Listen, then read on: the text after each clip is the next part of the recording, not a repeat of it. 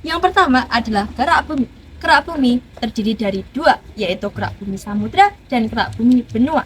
Yang kedua adalah mantel bumi, mempunyai ketebalan 1.700 km dengan suhu 1.500 sampai 3.000 Celcius dengan mengandung magnesium dan silikon. Yang ketiga adalah inti bumi. Inti bumi terbagi menjadi dua, yaitu inti bumi bagian dalam dan bagian luar. Inti bumi bagian dalam mempunyai ketebalan 1.200 sampai 2.600 km dan terdiri dari besi dan nikel yang padat. Kemudian mempunyai suhu 4.800 Celcius. Yang kedua adalah inti bumi luar, mempunyai ketebalan 2.250 km dengan kedalaman 2.900 sampai 4.980 km dengan suhu 3.900 Celcius dan terdiri dari besi dan nikel yang cair. Lapisan yang kedua adalah lapisan sima. Lapisan sima tersusun dari logam silisium dan magnesium dengan ketebalan 65 km dan bersifat elastis. Yang terakhir adalah manfaat lapisan litosfer. Yang pertama adalah minyak bumi dan batu bara sebagai sumber energi. Yang kedua, memenuhi kebutuhan industri seperti peralatan rumah tangga, bahan bangunan, maupun kendaraan bermotor. Yang ketiga, mineral, emas, perak, intan dapat digunakan sebagai perhiasan. Yang keempat, unsur uranium sebagai sumber energi dan bahan peledak. Yang terakhir adalah nitrogen, dimanfaatkan dalam bidang pertanian. Yang selanjutnya yaitu struktur lapisan bumi berdasar susunan kimia. Yang pertama yaitu atmosfer. Atmosfer merupakan lapisan udara yang membungkus planet dengan ketebalan sekitar 650 km. Atmosfer disusun oleh 78% nitrogen dan 21% oksigen. Atmosfer juga dibagi menjadi 5, yaitu troposfer, stratosfer, mesosfer, termosfer, dan eksosfer. Yang kedua yaitu hidrosfer. Seperti namanya, hidrosfer merujuk pada lapisan air yang ada di permukaan bumi, meliputi samudra, lautan, danau, sungai, air tanah, dan uap air. Ketiga yaitu litosfer. Litosfer merupakan lapisan kerak yang terdiri dari batuan. Litosfer adalah lempeng yang bergerak sehingga terdapat pergeseran benua. Ada dua bagian litosfer, yaitu litosfer atas dan litosfer bawah. Yang keempat atau yang terakhir yaitu biosfer.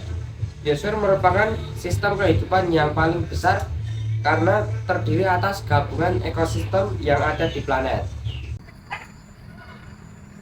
Gempa bumi atau seisma adalah getaran yang terjadi di permukaan bumi karena pelepasan energi dari dalam secara tiba-tiba. Gempa bumi dibagi menjadi 3, yaitu yang pertama, gempa tektonik yang terjadi karena pelepasan tenaga yang dihasilkan oleh pergeseran lempeng tektonik. Yang kedua, gempa vulkanik. Letusan gunung berapi yang keras menyebabkan getaran kulit bumi terutama di daerah sekeliling gunung berapi. Yang ketiga, gempa runtuhan atau terban.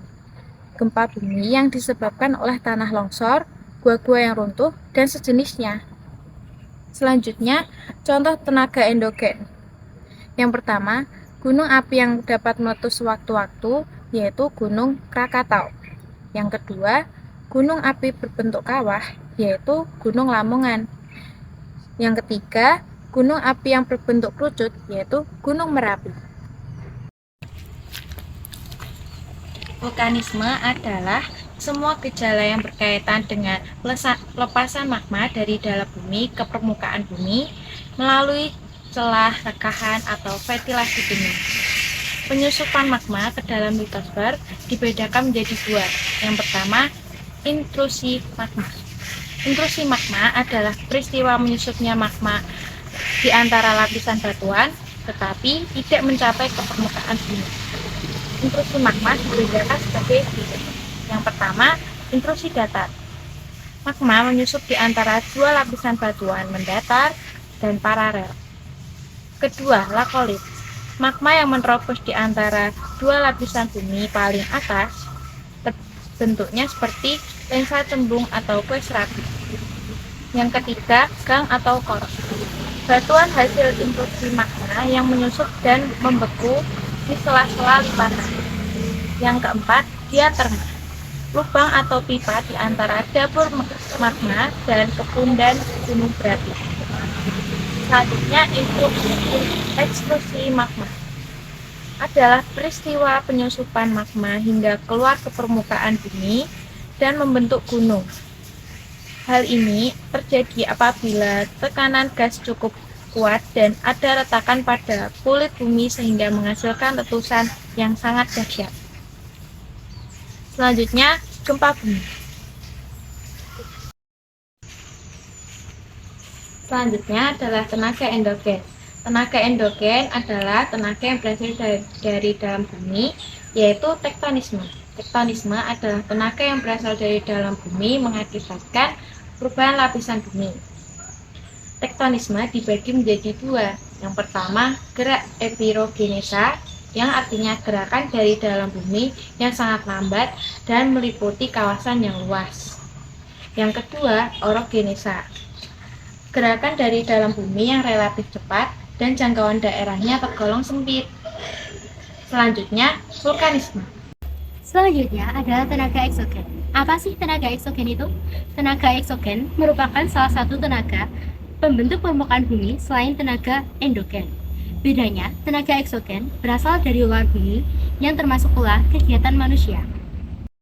Berikutnya adalah klasifikasi berdasarkan jenis atau macam prosesnya. Yang pertama, tenaga eksogen dari proses pelapukan. Pelapukan adalah penguraian atau pelarutan mineral dan batuan. Pelapukan tersebut contohnya menghasilkan permukaan yang curam karena air, angin, air laut, hujan, dan lain sebagainya. Contoh tenaga eksogen lainnya karena proses pelapukan yakni pembusukan hewan, tumbuhan, dan pelapukan kapur.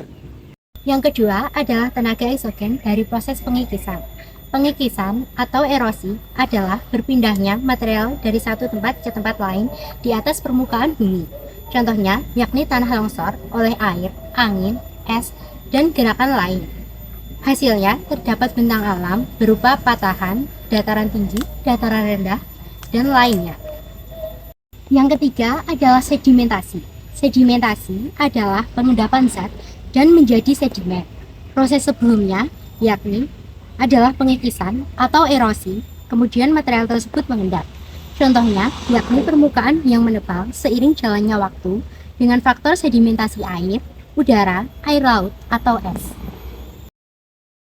Apa sih siklus batuan itu? Siklus batuan adalah proses terbentuknya batuan dari bumi yang berawal dari magma ke batuan beku dan sedimen, lalu ke batuan metamorf dan kembali lagi menjadi magma. Batuan mengalami siklus karena cuaca ekstrim, suhu yang ekstrim, tekanan tinggi, dan juga faktor air. Ada 3 macam batuan, yaitu sedimen, batuan beku, dan batuan metamorf. Yang pertama ada batuan beku. Batuan beku terbentuk karena adanya proses kristalisasi dan pendinginan. Bentuknya seperti kristal dan memiliki pori-pori kecil. Contohnya granit, diolit, dan anderit. Selanjutnya adalah batuan sedimen. Batuan sedimen terbentuk karena adanya pelapukan dan erosi. Contohnya limestone, chert, dan arkos. Yang terakhir yaitu batuan metamorf. Terbentuk karena adanya tekanan dan suhu yang tinggi. Contohnya marble, flake, gypsum, dan masih banyak lagi. Yang terakhir adalah manfaat dari batuan. Manfaat dari batuan adalah yaitu sebagai bahan bangunan atau beton. Batuan sedimen bermanfaat untuk bahan campuran bangunan, sedangkan batuan metamorf juga bermanfaat sebagai hiasan. Selanjutnya ada jenis bahan pembentuk kulit bumi. Yang pertama adalah batuan beku. Batuan kerak bumi yang pertama adalah batuan beku. Batuan ini terbentuk dari magma pijar yang membeku dan memadat karena proses pendinginan. Jenis batuan beku adalah 1. Batuan tubir atau batuan kristal. Kedua adalah batuan leleran atau batuan beku luar. Yang ketiga adalah batuan kerak atau batu kerak. Yang kedua adalah batuan sedimen, merupakan batuan penyusun kerak bumi yang terbentuk dari endapan struktur batuan yang mudah terlepas dan terbawa air, angin, dan es. Yang terakhir adalah batuan metamorf. Merupakan batuan kerak bumi yang berasal dari perubahan batuan beku dan endapan akibat proses metamorfosis. Pembentukan batuan penyusun kerak bumi ini dipengaruhi berbagai faktor, utamanya suhu, tekanan, dan bahan lainnya.